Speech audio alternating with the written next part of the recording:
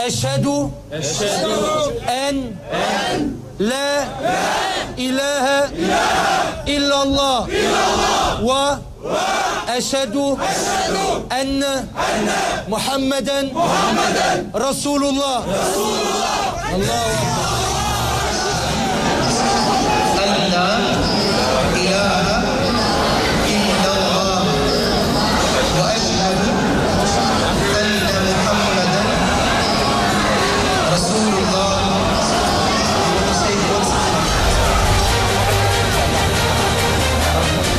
Mereka tidak sendiri. Proses menyerahkan diri dalam jalan tauhid seiring dengan kemantapan hati untuk bersyahadat terus menjadi tren di dunia. Jumlah orang yang berpindah agama menuju Islam adalah yang tertinggi di dunia. Dan hal ini merujuk pada data lembaga penelitian bernama Carnegie Endowment for International Peace. Jika di akhir periode 90-an, umat muslim di dunia berjumlah 935 juta jiwa, maka saat ini diperkirakan jumlah umat Rasulullah SAW mencapai 1,5 miliar jiwa. Artinya, dalam satu dekade, pemeluk Islam bertambah 500 juta jiwa. Dan diperkirakan di tahun 2030 kelak, pemeluk Islam di dunia mencapai lebih dari 2 miliar jiwa, atau 26% dari total populasi dunia. Proses pengucapan asyhadu an la ilaha illallah wa asyhadu anna Muhammadar Rasulullah sejatinya proses pengembalian manusia kepada fitrahnya. Sesuai dengan surah Al-A'raf ayat ke-172. Dan ingatlah, ketika Tuhanmu mengeluarkan keturunan anak-anak Adam dari sulbi mereka, dan Allah mengambil kesaksian terhadap jiwa mereka seraya berfirman, "Bukankah aku ini Tuhanmu?"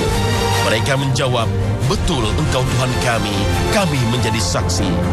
Kami lakukan yang demikian itu agar di hari kiamat kamu tidak mengatakan, "Sesungguhnya kami adalah orang-orang yang lengah terhadap keesaan Tuhan." Inilah perjanjian antara makhluk dengan Rabb-nya, Allah Subhanahu wa Ta'ala yang Maha Pencipta. Fitrah yang bersaksi terhadap keesaan Allah adalah sebuah perkara yang telah dipastikan sebelum manusia hidup di muka bumi. Lalu, apakah yang membuat manusia menjadi ingkar atas fitrahnya? Maka inilah salah satu jawaban yang bersumber dari hadis Nabi Muhammad SAW. Setiap anak dilahirkan dalam keadaan fitrah. Kedua orang tuanya lah yang membuatnya menjadi Yahudi atau Nasrani atau Majusi. Hadis riwayat Bukhari dan Muslim. Sabda Rasulullah tersebut bisa diartikan bahwa faktor lingkungan dan hiruk-pikuk dunia yang membuat seorang yang fitrahnya Muslim dan Islam menjadi hamba yang keluar dari jalan tauhid.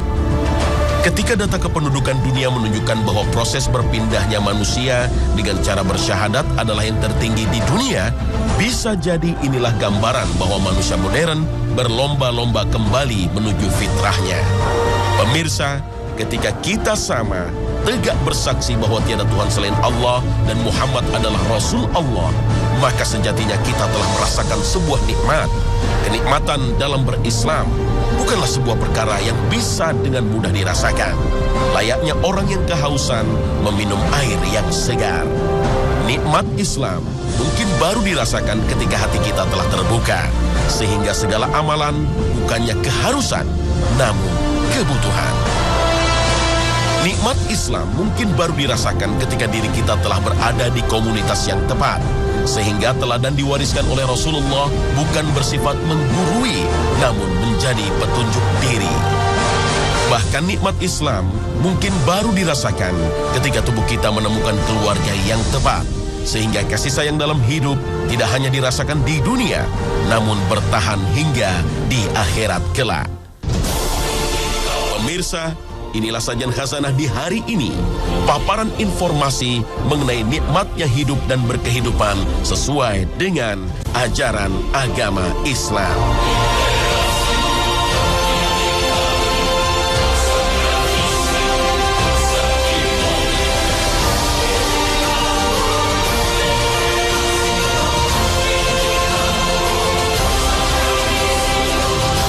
Assalamualaikum warahmatullahi wabarakatuh. Selamat pagi pemirsa. Khazanah kembali hadir untuk menyempurnakan pagi Anda Insya Allah tayangan hari ini mampu menjadi inspirasi dan motivasi untuk tetap istiqomah mengerjakan yang baik dan menjauhi yang buruk dengan Al-Quran dan hadis Rasulullah SAW sebagai pedoman dan tuntunannya. Insya Allah. Nabi Sulaiman alaihissalam, dialah satu dari 25 nabi dan rasul yang wajib diimani. Putra Nabi Daud alaihissalam ini adalah sosok penguasa besar yang mampu menjadikan kerajaan di tanah Syam di masa lalu amat berjaya. Kerajaannya adalah salah satu kerajaan terbesar yang pernah ada sepanjang sejarah. Kekuatannya tak hanya mampu membuat manusia patuh padanya, bahkan bangsa jin pun tak kuasa untuk membangkang darinya. Namun, bagaimanakah Nabi Sulaiman alaihissalam menjalankan kehidupannya yang jaya itu? فتبسم ضاحكا من قولها وقال رب أوزعني أن أشكر نعمتك التي أنعمت علي وعلى والدي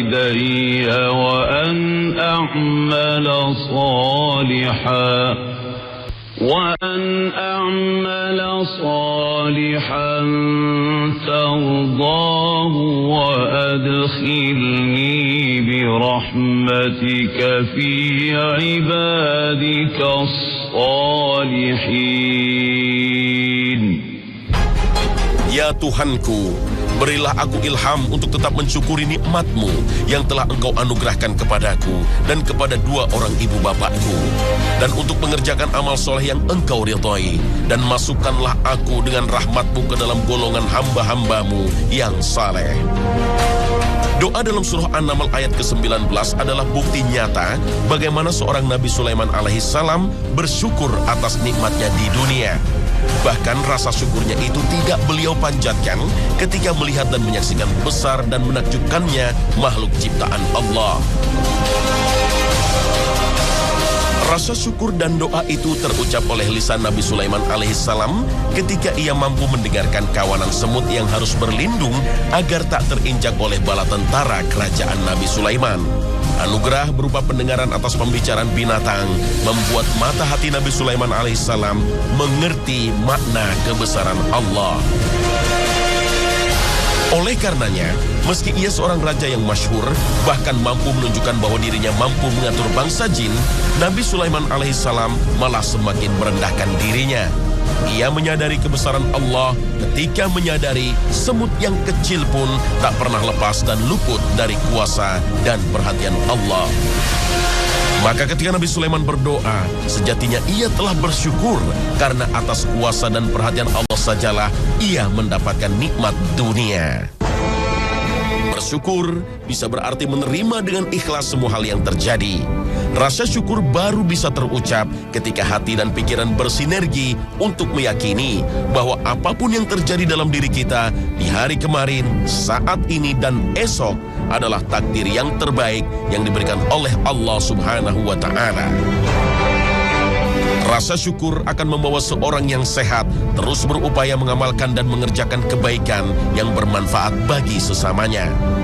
Rasa syukur atas nikmat umur dan sehat membuat Rasulullah SAW menghabiskan 63 tahun usianya untuk berbuat amal kebaikan, sehingga bisa dicontoh umatnya agar tak terjerembab dalam celaka.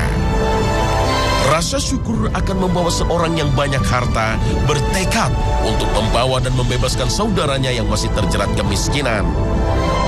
Rasa syukur atas karunia harta membuat Abu Bakar As-Siddiq radhiyallahu an, Umar bin Khattab radhiyallahu an, dan Utsman bin Affan radhiyallahu an menyerahkan hartanya sebagai modal perjuangan untuk menegakkan kalimat Allah.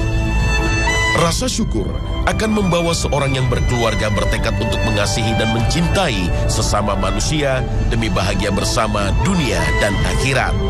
Rasa syukur atas karunia keluarga adalah landasan bagi semua orang tua untuk mengusahakan yang terbaik bagi perkembangan buah hatinya. Meski itu berarti ayah harus membanting tulang dan ibu harus memeras keringat demi menjaga keutuhan dan kenyamanan rumah tangga. Rasa syukur adalah pondasi dari sebuah sikap hidup. Hidup yang dibangun dengan syukur akan membuat manusia menjadi tak kenal takut. Utamanya, takut tak memiliki bahan bakar yang cukup untuk menggerakkan mesin kehidupannya. Rasa syukur adalah salah satu bentuk pengakuan atas Allah yang Maha Pemberi rezeki lagi Maha Penyantun. Rasa syukur adalah salah satu kunci sukses dan bahagia. Karena syukurlah yang membuat manusia senantiasa menyenangi berapapun anugerah harta dan rezeki yang diterima. Dan rasa syukurlah yang membuat seorang mukmin dan muslim menjadi merasakan nikmat ukhrawi meski masih berstatus sebagai penduduk dunia. Rasa syukur yang utuh pasti membuat manusia menyadari bahwa hakikat kehidupan adalah dari, oleh, dan untuk Allah Subhanahu wa Ta'ala. Manusia yang bersyukur menyadari bahwa semua hal yang melekat padanya, baik kesehatan, kekayaan, keilmuan, dan keturunan berasal dari Allah Subhanahu wa Ta'ala, Rabb yang Maha Kaya. Prinsip bahwa semuanya berasal dari Allah membuat manusia menyadari bahwa seluruh kejadian dalam kehidupan pada dasarnya telah digariskan oleh Allah Subhanahu wa Ta'ala. Dan akhirnya, rasa syukur berakhir pada prinsip bahwa hakikat mengisi umur adalah berbuat yang terbaik untuk Allah Subhanahu wa Ta'ala. Rasa syukur tidak akan membuat manusia menjadi makhluk yang mendustakan nikmat Allah. Dusta atas sehat dan umur bisa berupa upaya maksimal untuk mengejar perkara dunia. Dusta atas harta bisa berupa semakin tamak untuk mengumpulkan uang dan emas. Dusta atas ilmu bisa berupa semangat untuk mencela yang bodoh. Dan dusta atas karunia keluarga bisa berupa memanjakan anak dan istri dengan perhiasan duniawi. Pemirsa, ingatlah sabda Nabi Muhammad SAW berikut ini. Sungguh mengagumkan orang mukmin karena semua pekerjaannya baik. Yang demikian tidak akan terdapat pada orang lain kecuali para orang mukmin. Sebab jika berhasil, ia bersyukur. Sebaliknya apabila ditimpa musibah, dia sabar. Itulah rahasia kesuksesannya. Hadis riwayat Muslim. Rasulullah SAW telah bersabda bahwa ada dua perkara yang akan menjamin kesuksesan seorang mukmin. Dia bersyukur adalah perkara yang pertama, sedangkan perkara yang kedua adalah sabar. Jika bersyukur bergandengan erat dengan sikap untuk menyenangi bahwa semua kenikmatan adalah dari Allah, maka sabar adalah sebuah sikap di mana hati dan akal bersinergi untuk meyakini bahwa semua cobaan dan musibah berasal dari Allah semata. Dan sabar adalah kunci utama untuk menyempurnakan konsep bahwa semua hal yang terjadi di hari kemarin, saat ini, dan esok adalah takdir yang terbaik dari Allah Subhanahu wa Ta'ala. Pemirsa, Nabi Muhammad SAW sejatinya telah bersabda, tiada seorang pun yang dianugerahi suatu pemberian yang lebih utama dan lebih luas selain dari kesabaran. Hadis riwayat Bukhari, Muslim, Abu Dawud, Tirmizi, dan Nasa'i. Kesabaran yang tetap teguh di hati dan kuat tertanam di dalam pikiran adalah sebuah anugerah dan pemberian dari Allah yang utama. Sabar ternyata menjadi pelengkap untuk meraih kesuksesan hidup. Bersyukur saat berada di atas dan bersabar saat di bawah adalah dua sinergi untuk merasakan nikmatnya kehidupan. Dan hal inilah yang ada dalam Islam. Kesabaran adalah cara yang paling indah untuk menemukan makna dari segala peristiwa. Ketika kita diterpa banjir, mungkin inilah pertanda bahwa kita mulai lengah untuk menjaga amanah atas lingkungan hidup. Hancurnya rumah karena angin topan dan badai menjadi pertanda akan lemah dan rapuhnya bangunan dunia dari kuasa Allah Subhanahu wa Ta'ala. Dan panasnya awan serta lahar gunung berapi bisa mengingatkan kita akan ketidakpastian ketika berada di dunia. Pagi yang tenang bisa berlanjut menjadi siang yang mencekam ketika Allah telah menakdirkan sebuah gunung ciptaannya menjadi jalan keluar sebagian kecil isi bumi. Tapi kesabaran tidak harus berupa penerimaan dan pencarian hikmah ketika diri kita ditimpa musibah berupa terpaan banjir bandang, dihancurkan oleh angin topan, bahkan dihanguskan oleh letusan gunung berapi.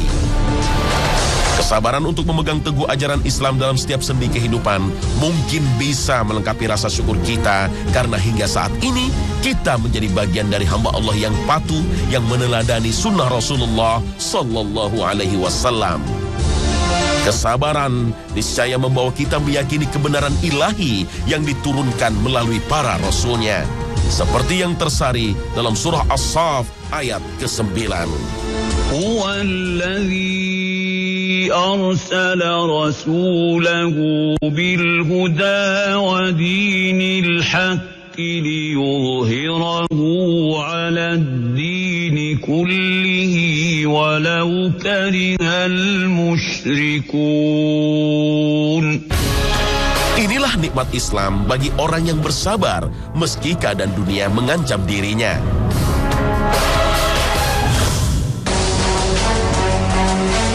Proses pencarian hidayah sejatinya bisa berlangsung dengan mudah seiring dengan masifnya perkembangan dunia dakwah. Nilai-nilai kebenaran dalam Islam bisa didapatkan melalui isi koran dan majalah, tayangan televisi, siaran radio, hingga layar telepon pintar. Mungkin di negeri kita ruang hampa dakwah semakin sempit. Perkembangan teknologi membuat prinsip kebenaran dalam Islam terasa semakin dekat. Tapi dalam sejarah Islam, sosok yang amat dekat dengan syiar dakwah belum tentu mendapatkan hidayah. Dan dari kisah Nabi Ibrahim alaihissalam, kita bisa mengambil contoh. Ayahanda Nabi Ibrahim, Tuan Azar, adalah seorang pematung. Dan bukan sembarang patung yang dibuat, melainkan patung yang disembah, alias berhala. Inilah konflik batin pertama yang dialami oleh Nabi Ibrahim ketika berproses mencari jalan tauhid. Pada dasarnya, ia adalah seorang anak yang berbakti pada kedua orang tuanya. Tetapi, hati sucinya sebagai salah satu hamba pilihan Allah mengatakan bahwasanya menyembah berhala adalah sebuah kesesatan. Maka tatkala Allah telah mengangkat Nabi Ibrahim sebagai nabi, maka orang pertama yang ia ajak untuk mengakui keesaan Allah Subhanahu wa Ta'ala adalah ayahandanya. Inilah ujian pertama dari Allah kepada Nabi Ibrahim. Dakwah pertama yang ia lakukan kepada ayahandanya mendapat tentangan dan penolakan. Meski sang ayah menolak untuk mengimani keesaan Allah, rasa sayang Nabi Ibrahim kepada ayahandanya tak pernah padam. Bahkan sang Nabi memintakan ampun atas dosa syirik yang dilakukan ayahandanya kepada Allah Subhanahu wa Ta'ala yang Maha Pengampun. Namun, penyekutuan Tuhan selain Allah adalah perkara besar yang tak akan mendapat ampunan selain bertobat dan berucap La ilaha illallah. Perkara ini berlaku kepada setiap umat manusia, tak terkecuali keluarga para nabi. Belajar dari kisah Nabi Ibrahim, orang tua adalah sasaran bakti kita. Berbakti kepada orang tua sejatinya adalah sebuah perkara yang diwajibkan, terlepas bahwa mungkin ada di antara kita yang memiliki orang tua yang tidak beragama Islam. Salah satu landasan yang mewajibkan seorang anak berbakti kepada orang tuanya adalah kisah Asma binti Abu Bakar radhiyallahu anhu yang meminta izin untuk menemui ibunya yang masih musyrik, dan Rasulullah mengizinkannya. Islam adalah agama yang begitu memuliakan posisi orang tua dan mengajarkan kepada umatnya untuk berbakti kepada mereka. Namun yang harus dipahami, kata berbakti tak berarti mengkultuskan ayah dan ibu, sehingga harus dituruti semua ucapan dan perkataannya. Status orang tua menjadi sebuah hal yang bisa dihiraukan ketika mengajak pada jalan kemusyrikan dan kesesatan. Dan jika keduanya memaksamu untuk mempersekutukan dengan aku sesuatu yang tidak ada pengetahuanmu tentang itu, maka janganlah kamu mengikuti keduanya dan pergaulilah keduanya di dunia dengan baik. Al-Quran Surah Luqman ayat 15.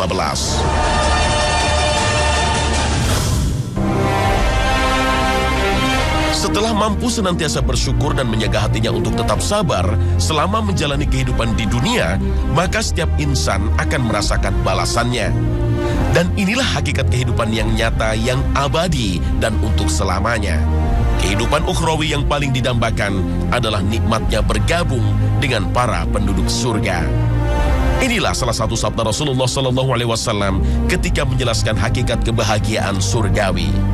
Seorang penyeru menyeru kepada penduduk surga, Kalian selalu sehat, tidak pernah sakit selama-lamanya. Selalu hidup dan tidak pernah mati selama-lamanya. Selalu merasa nikmat, tidak pernah sengsara selama-lamanya. Hadis riwayat Muslim. Maka, siapakah sejatinya para penduduk surga itu? Nabi Muhammad SAW bersabda, setiap umatku masuk ke dalam surga kecuali yang enggan. Lalu para sahabat bertanya, siapakah yang enggan itu ya Rasulullah? Rasulullah SAW bersabda, siapa yang mematuhi perintahku masuk surga. Siapa yang melanggar perintahku, maka sesungguhnya orang itu enggan masuk surga. Hadis riwayat Bukhari. Makna dari hadis ini adalah menjelaskan jaminan keselamatan pada semua umat Islam yang mengikuti ajaran Rasulullah SAW. Tapi jaminan ini tidak melekat layaknya sebuah kulit yang membalut tulang. Mereka yang enggan masuk surga mungkin adalah orang yang bersyahadat hanya untuk mengejar perkara duniawi. Mereka yang enggan masuk surga mungkin adalah orang yang mengerjakan sholat, tapi semata untuk mengejar status orang soleh di mata sesama manusia. Mereka yang enggan masuk surga mungkin banyak harta, namun merasakan kesempitan ketika mengeluarkan zakat. Mereka yang enggan masuk surga mungkin sehat jasmaninya, namun rohaninya tidak sanggup untuk menjalankan ibadah puasa. Dan mungkin mereka yang enggan masuk surga adalah orang yang berhaji hanya untuk menambah panjang gelar di depan namanya.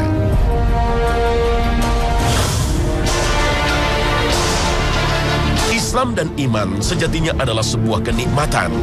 Islam adalah sebuah petunjuk dan pedoman dalam kehidupan yang berlandaskan iman atau mempercayai keesaan Allah Subhanahu wa taala dan kerasulan Nabi Muhammad SAW.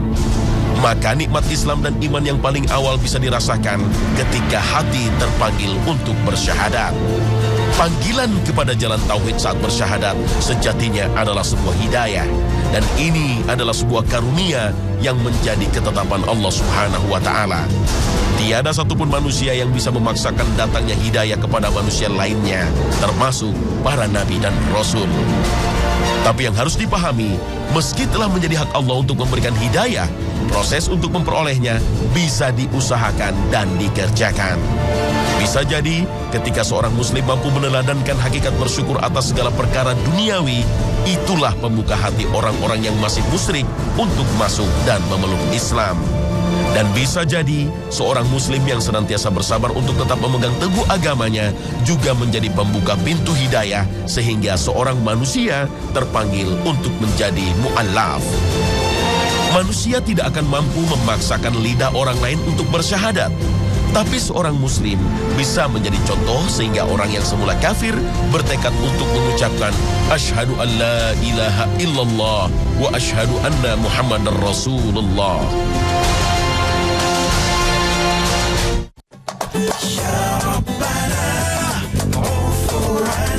Nah pemirsa, inilah akhir kebersamaan kita. Terima kasih atas kesetiaan Anda menyaksikan Khazanah di Trans 7. Kami mohon maaf jika ada penyampaian narasi atau penayangan gambar yang tidak berkenan. Semoga tayangan ini menjadi salah satu tayangan favorit Anda karena kedalaman informasi islaminya. Allahumma arinal haqqo haqqo warzuqna ittiba'ah wa arinal batila batila warzuqna ijtinabah. Ya Allah, tunjukkanlah kepada kami kebenaran sehingga kami dapat mengikutinya, dan tunjukkanlah kepada kami kejelekan sehingga kami dapat menjauhinya. Amin ya rabbal alamin. Wassalamualaikum warahmatullahi wabarakatuh.